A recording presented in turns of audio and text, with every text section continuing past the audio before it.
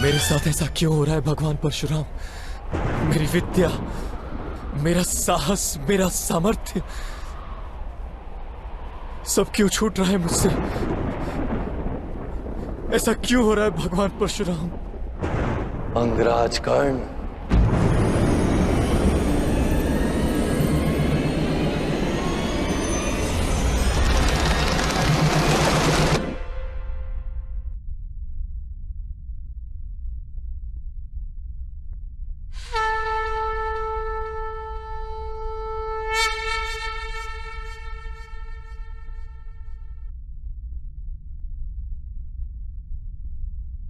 भगवान परशुराम के शब्दों को स्मरण कीजिए। जाओ कर्ण, जीवन में एक समय ऐसा आएगा जब तुम्हारे लिए परीक्षा का सबसे बड़ा क्षण होगा। तो उसी क्षण तुम्हारी विद्या तुम्हारा साथ छोड़ देगी, लुप्त हो जाएगी, तुम्हारे किसी काम नहीं आएगी। यदा यदा हि धर्मस्य ग्लानिर्भवति भारत अभ्युत्थानमधर्मस्य तदात्मानं सृजाम्यहम्।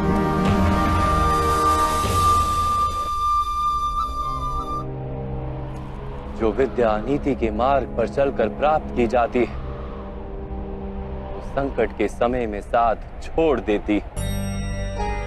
ये भगवान परशुराम का श्राप नहीं अंगराज, प्रकृति का नियम है।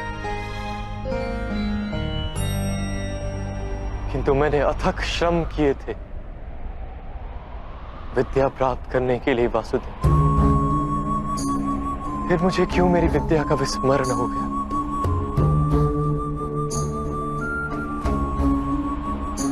विद्या प्राप्त करने का प्रयत्न आपने क्यों किया था अंगराज? क्या विद्या का महत्व जाना था आपने? क्या विद्या प्राप्त करके समाज को लाभ देने की इच्छा थी आपके हृदय में? या केवल अपने अपमान का प्रतिशोध लेने हेतु आपने विद्या प्राप्त की?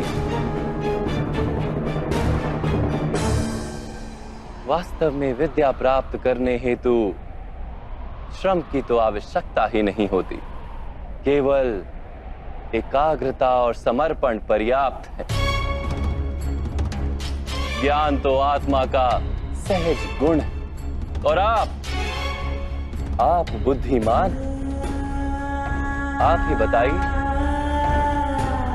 विद्या ग्रहण करते समय मन एकाग्र क्यों नहीं रहता?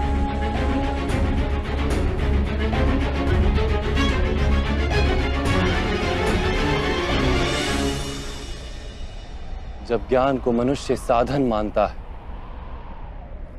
किसी अन्य वस्तु को प्राप्त करने हेतु ज्ञान ग्रहण करने निकलता है, तब ज्ञान ग्रहण करते समय उसका मन स्थिर नहीं हो पाता। ज्ञान उसकी आत्मा का गुण नहीं बन पाता। जैसे रंग वस्त्र का अपना गुण नहीं होता, इसीलिए सूर्य प्रकाश में तपकर रंग छूट जाता है। जो व्यक्ति अमूल्य ज्ञान का मोल जानकर ज्ञान प्राप्त करता है, वो उत्तम बन जाता है। किंतु जो व्यक्ति कुछ और प्राप्त करने के आशय से ज्ञान प्राप्त करता है, वो जीवन भर श्रेष्ठ बनने की स्पर्धा में लगा रहता है, किंतु उत्तम नहीं बन पाता। आपने भी ज्ञान प्राप्त किया किसी आशय से, भगवान की शरण में रहकर भी आपका मन शांत नहीं हुआ। आप प्रतियोगिता करते रहे कहीं दूर बैठे अर्जुन के साथ। मैं लौटूंगा, पर इतना विश्वास दिलाकर जाता हूँ कि मैं भारतवर्ष का सबसे श्रेष्ठ धनुर्धर बनकर लौटूंगा और आपके सभी शिष्यों से श्रेष्ठ बनूंगा मैं। ज्ञान प्राप्ति का आपका आशय ही अनुचित था, तो इस विद्या का विस्मरण कैसे नहीं होता अंगराज? कैसे नहीं करता मैं प्रतियोगिता वासुदेव? कैसे समझौता कर लेता अपने जीवन के साथ? ये समाज निरंतर ही मेरी संभावनाओं को कुचलता रहा है, मेरी शक्ति को सम्मान नहीं दिया, मेरे सपनों को स्वीकार नहीं किया, सदा ही सूत पुत्र कहकर अपमानित करता रहा है मुझे। अपने पिता की बात मान लो, क्योंकि उन्हें ज्ञान है कि सूत में सामर्थ्य नहीं होता।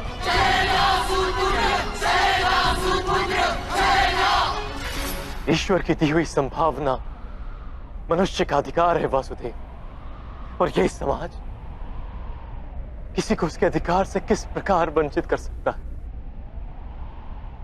अवश्य ही ये घोर अपराध है राधे, जाति पाति का भेद करना और इन मिथ्या भेदों के आधार पर किसी मनुष्य को या समाज के किसी भाग को अधिकार से, अवसर से, संपत्ति से या सम्मान से वंचित रखना मानवता के विरुद्ध है। तो फिर मेरा क्या दोष है वासुदेव? यदि मेरे मन में असंतोष जन्मा, यदि मैंने प्रतियोगिता की, यदि मैंने बलपूर्वक अपना अधिकार प्राप्त करने का प्रयत्न किया, तो मेरा क्या दोष है वासुदेव? एक समय था अंगराज, जब कृतवीर के पुत्र कार्तवीर अर्जुन नाम के एक क्षत्रिय राजा ने महर्षि जमदग्नि की हत्या कर दी। महर्षि के पुत्र ने क्या किया जानते हैं आप?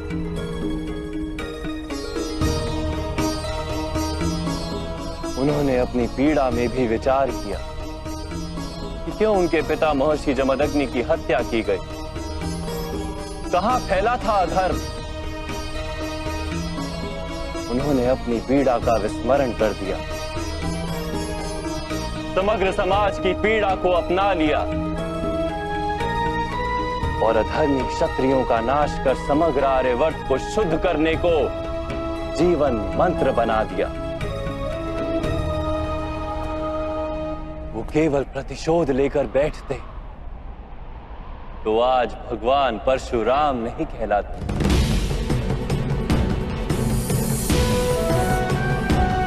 हाँ राधे, आपको जो दुख और अपमान मिले वो वास्तविक थे, किंतु आप उन्हें अवसर बना लेते तो समाज का उद्धार होता और आपका कल्याण होता।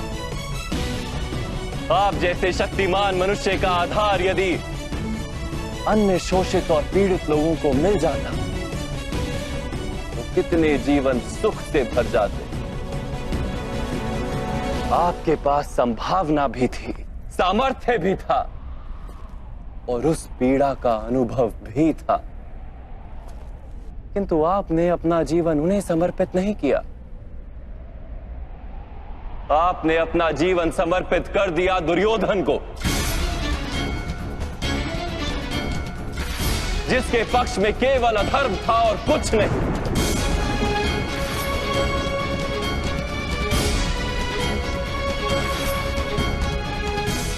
अब देखिए अपनी स्थिति,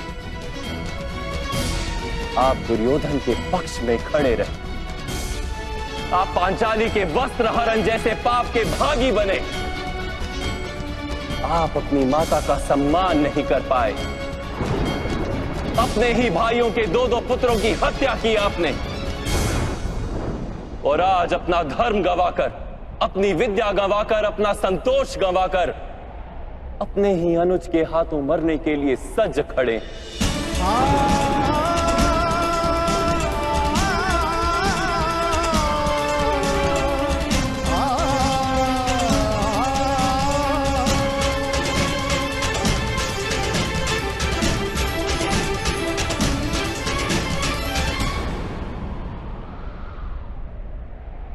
आप यथार्थ कह रहे हैं वासुदेव।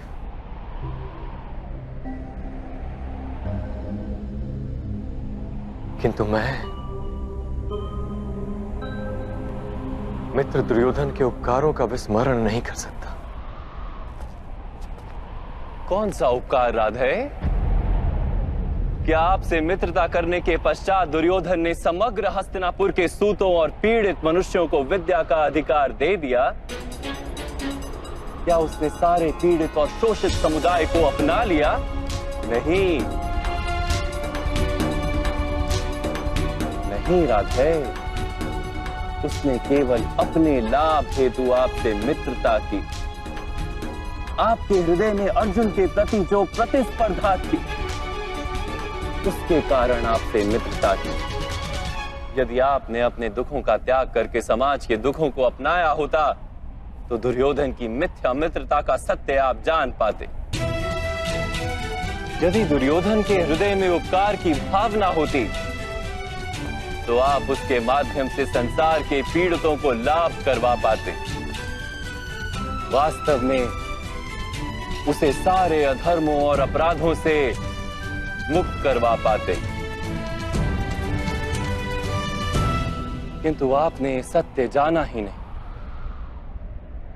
आप पर किए गए उपकारों का वास्तव में कोई मूल्य ही नहीं था। मैंने जीवन भर पीड़ितों और वंचितों को दान दिया है वासुदेव। अपनी संपत्ति में से अपने पास कुछ भी नहीं रखा। धन दान का वास्तविक लाभ दानी को होता है, दान प्राप्त करने वाले को नहीं। आपने यदि अपने सामर्थ्य का उपयोग अपने जैसे पीड़ितों को स्वतंत्रता दिलाने के लिए किया होता, तो सबको लाभ होता राधे। आप कहते हैं कि समाज ने आपकी संभावनाओं का नाश कर दिया, किंतु ईश्वर द्वारा दी गई उन संभावनाओं का मूल्य तो आपने जाना ही नहीं।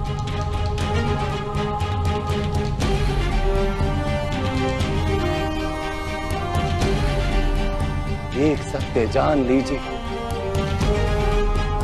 जो व्यक्ति समाज के लिए जीता है उसे स्वयं भी लाभ होता है, किंतु जो व्यक्ति केवल अपने लिए जीता है वो स्वयं को और समाज को दोनों को हानि पहुंचाता है।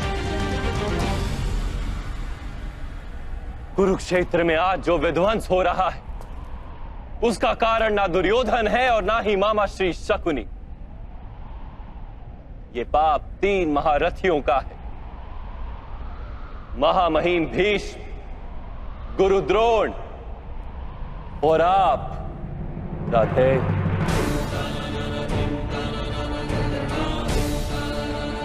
आप तीनों ने यदि अपने माने हुए धर्म का त्याग करके समाज के कल्याण का विचार किया होता, दुर्योधन को सहायता नहीं दी होती, तो ये युद्ध ही नहीं होता।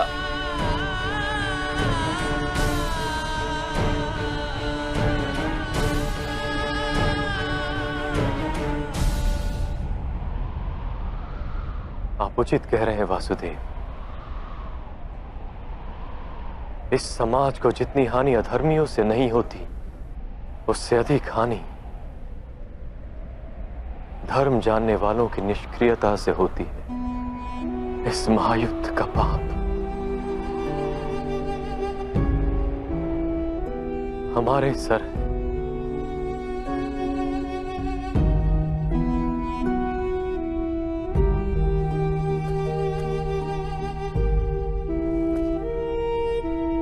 अब समय है राधे, अपने दुखों को भूल जाइए, अपने अधर्म का त्याग कीजिए और अपनी मृत्यु को स्वीकार कर लीजिए। इसी में समाज का और आपका कल्याण है राधे।